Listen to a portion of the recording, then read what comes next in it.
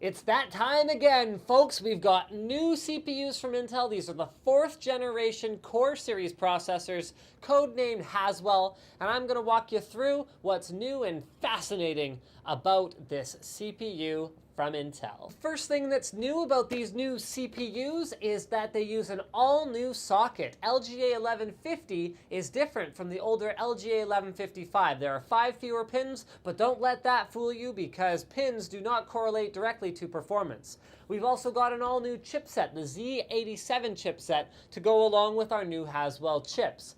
Next up, we've got improved new lower power consumption. There are new C states supported by these processors that allow them to consume, I've seen an entire system pulling less than 55 watts from the wall at idle, which is incredibly cool as an overclocked system. We've also got new instruction sets. FMA3 and AVX2 are now supported, providing performance improvements in certain applications, assuming the software supports it, and there have been some architectural tweaks. No new process technology this time around, but there is a new architecture here that includes a bunch of really cool stuff. Dramatically improved graphics processing performance, as well as a shared level 3 cache between the CPU and the graphics core. So what exactly do you improve about the graphics that are built into a CPU? Well, for one thing, last generation Intel took their unlocked overclocking gaming CPUs and put the best onboard graphics on them.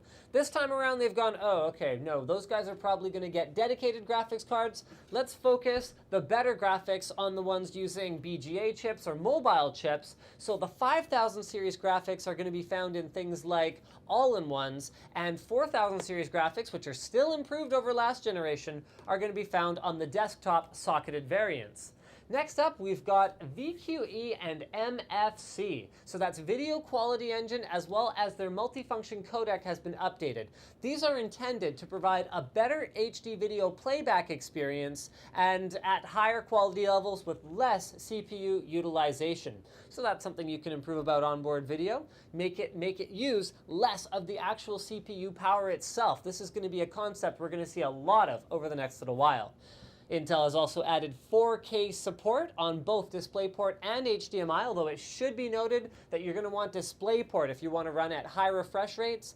And last but not least, they have also continued, well, okay, I guess this isn't really new, but they've continued support for QuickSync technology, which allows you to, again, we're seeing that theme, offload the processing of transcoding video to the onboard graphics as opposed to using the CPU.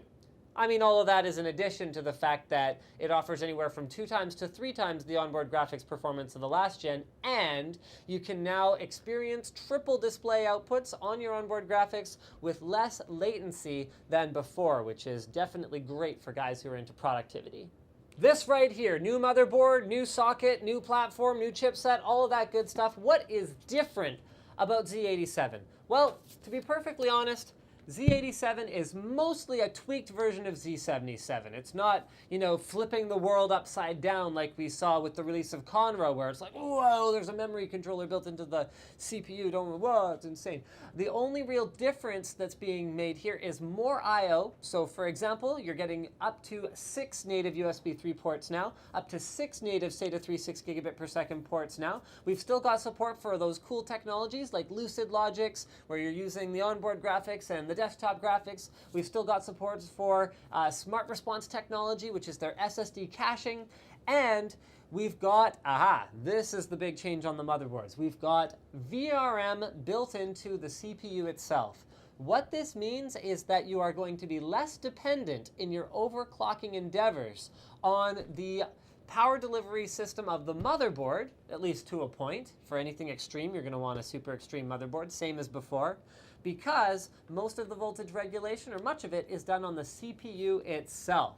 So there you go, guys. Most of the same themes are still here in terms of motherboards. So, an ASUS ROG board is still going to have extra bells and whistles that are really cool, much like the last gen, but we get a different name, we get a different socket, and we get a few more bells and whistles. But I've spent almost no time talking about the actual chips themselves. Pretty much, you get a performance improvement. The clock speeds aren't really moving much. In fact, the 4770K has exactly the same clock speeds as the outgoing 3770K. The improvements are coming from that new architecture.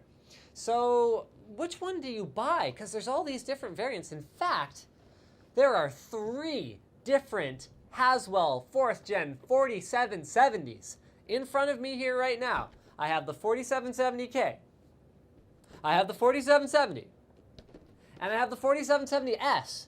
And there are bound to be more variants at some point too with different suffixes. So what do they mean? Okay, well, we'll start with the regular one. The regular 4770 is vanilla. It actually is clocked slightly slower than the 4770K, although they all have turbo boosts, they're all i7s, they all have hyper-threading. And that's pretty much it. Okay, the K is your unlocked overclockable CPU. It has an unlocked multiplier, meaning you can easily just turn up the multi, turn up the voltage, and have a great overclocking experience. I've seen Haswell chips. In fact, my sample does about 4.7 gigahertz on all 4 cores without any difficulty, so the platform looks pretty overclockable. But as always, guys, your mileage may vary, it's luck of the draw, and with the built-in VRM component on the CPU, that can increase heat output as well. So you may need an awesome liquid cooler in order to get the most out of overclocking the CPU. Then we've got the S variant. This is just like the vanilla one, except lower power and lower clock speeds again. So this guy right here is a 65 watt part, and we are expecting to see Haswell parts that are even lower in terms of power consumption, which means whether you're on a desktop or whether you're on, well, particularly something like a small form factor desktop, you don't want a lot of heat output or power consumption, something like that could be a great choice because you'll get most of the performance through turbo boost of the higher end chips, but with a power savings advantage. Now Core i5s. So in front of me here I have the Core i5 4670 and 4670K. No S variant, at least here on the table of this one, but the differences are pretty simple. Core i5s do not have hyper-threading. So you got 4 cores, 4 threads.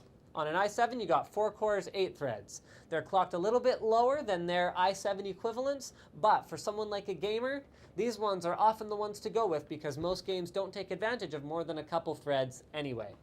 Lower down than that, we've got a couple more i5s. It's going to be all i5s and i7s at the start, with the lowest end one being the 4430 Core i5. And these are for if you're looking to save some money, you again want to have the Haswell architecture, you want these advantages like better multi-display and all that good stuff, better onboard graphics. These are the ones where using the onboard graphics starts to make sense because they're coming in at a lower budget. So we've got pretty much the mid to high end covered so far, with i3s presumably coming later. Thank you for checking out our Haswell primer on NCIX Tech Tips. Don't forget to subscribe for more videos like this from ncix.com.